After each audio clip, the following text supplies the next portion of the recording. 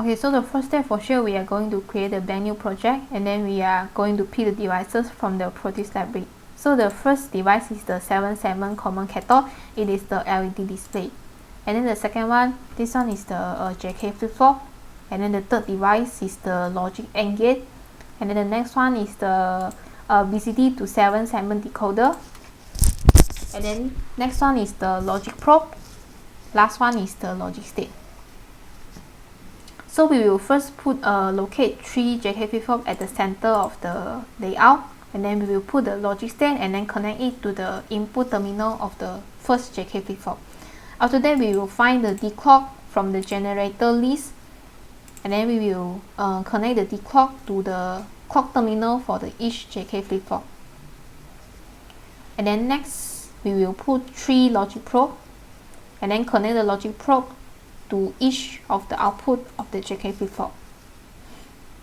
So as we can see from here, the output of the first JK flip-flop is connected to the input of the second flip-flop. So this one we later on discuss in the result and discussion part.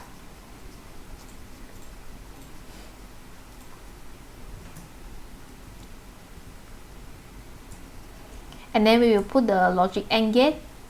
After that, we will connect the input of the logic AND gate to the output of the first JK flip-flop and the second output of the JK flip-flop. So the output of the AND gate will connect as the input of the third JK flip-flop, like this. Okay, after done all this, we will try to stimulate and see is there any error of connection. So as we can see that when we turn the logic state to 1, the circuit runs successfully. Okay, so now we will put the decoder, the BCD to 77 decoder, and then we will put the LED display, and then we will take the output of each JK flip-flop and then join it to the input of the BCD to 77 decoder. But also we can see that there is 4 input at the BCD to 77 decoder. So the fourth input, we will put the logic state as logic state 0 and connect it to the last input. So we will connect the output of the decoder to the input of the 77 display, and then the cathode terminal of the 77 display will join to ground.